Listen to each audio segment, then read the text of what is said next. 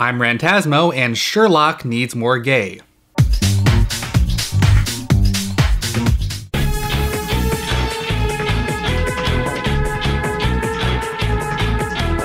If a slashier show than Sherlock exists, I have not seen it.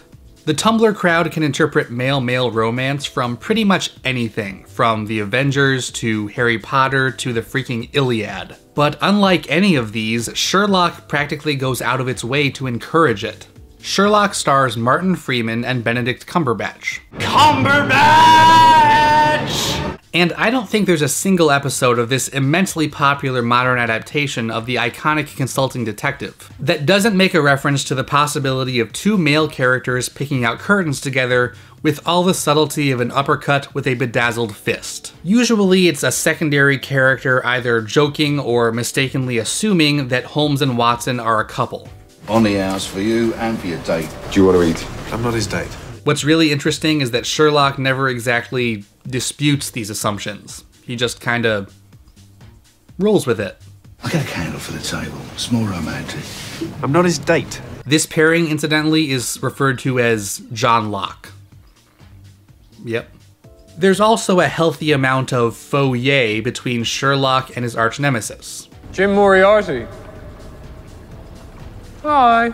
In the episodes that Moriarty shows up in, there's a very palpable sense of can't tell if they want to kill each other or maybe do something else to each other. The very first time we see Moriarty, it's disguised as a gay guy who slips Sherlock his phone number. Do you know the big problem with a disguise, Mr. Holmes?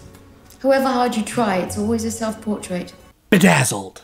Also worth mentioning is Irene Adler, by far the show's most controversial character, even though she's only really shown up in one episode. She bears almost no similarity to the book version of her. She's an overtly sexualized female character, which is a trope that is not uncommon. And she's also a lesbian in love with a man.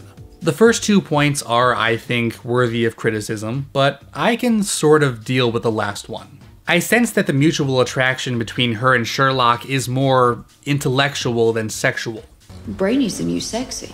She's homosexual, but cerebromantic, if that makes any sense. So because Sherlock so deeply revels in homoeroticism, and because all of the most interesting and most important characters are pretty much male, except for Mary, who I love, by the way.